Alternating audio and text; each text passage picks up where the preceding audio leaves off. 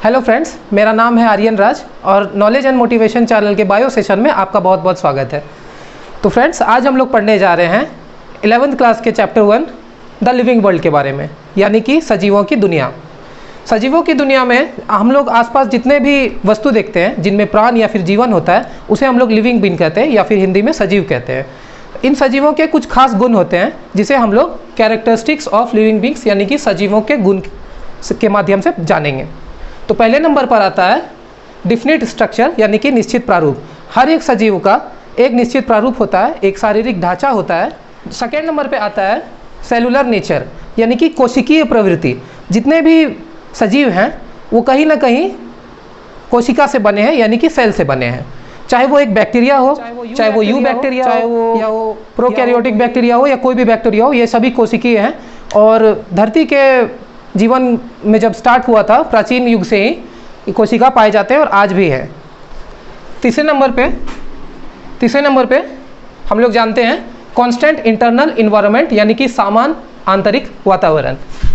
समान आंतरिक वातावरण का अर्थ होता है दोस्तों कि हमारे शरीर के अंदर का वातावरण हमेशा बाहर के वातावरण से, बाहरी वातावरण चाहे जैसा भी हो, हमारा शरीर उस हिसाब से एडजस्ट करता है। जैसा कि आपने कई बार सुना होगा कि अगर कोई सांप का बच्चा है तो उसका शरीर हमेशा ठंडा रहता है, और कोई हिपोपोटामस यानी कि दरियाई घोड़ा है, उसका शरीर हमेशा गर्म रहता है, इसलिए वो हमेशा पानी में तैरता हुआ दिखता होगा आप लोगों को। तो ऐसा वो इसलिए करता है ताकि बाहरी वातावरण के अनुरूप ढल सके। अपने आंतरिक वातावरण में भी उसे हमेशा रहना पड़ता है। चौथे नंबर पे एडॉप्टेशन टू इन्वायरमेंट यानी कि पर्यावरण के अनुकूल। यहाँ आप तीसरे नंबर पे देख रहे हैं कि आंतरिक वातावरण को हमें मेंटेन रखना पड़ता है, यहाँ पे हमें बाहरी वातावरण के अनुसार मेंटेन रखना पड़ता है। इसमें जैसे कि ये लिविंग बीइंग का एक खास गुण होते हैं कि बाहरी वातावरण के अनुसार हम लोग उसमें अडॉप्ट कर सकें यानी कि ढल सकें। ढलना लिविंग बीइंग्स का एक बहुत अच्छा गुण होता है जिसके अनुरूप हम लोग ज़्यादा दिनों तक जीवित रह सकते हैं। तो टॉपिक सेकेंड में हम लोग पढ़ेंगे लेवल ऑफ बायोलॉजिकल ऑर्गेनाइजेशन, मतलब कि सजीवों का शारीरिक आधार। अब हम लोग जिस भी लेवल पे बात करेंगे वो सारे लेवल शरीर के आधार पे होंगे। सेल लेवल यानी कि ऐसे सजीव जो कि सिर्फ एक सेल से बने हैं, जैसे कि यू बैक्टीरिया, साइनोबैक्टीरिया। दूसरे नंबर पर आता है टिश्यू लेवल।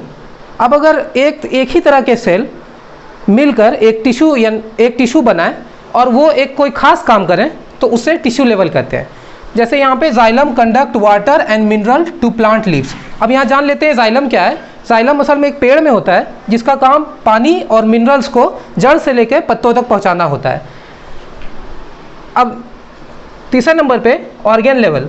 ऑर्गेन लेवल उसे कहते हैं फ्रेंड्स जो कि सिमिलर टिश्यू, एक ही जैसा टिश्यू मिल करके कोई खास अंग बनाता है, शरीर का कोई खास अंग। जैसे इंसानों में लिवर, किडनी, ब्रेन होता है, तो ये ऑर्गेन लेवल का सिस्टम माना जाता है।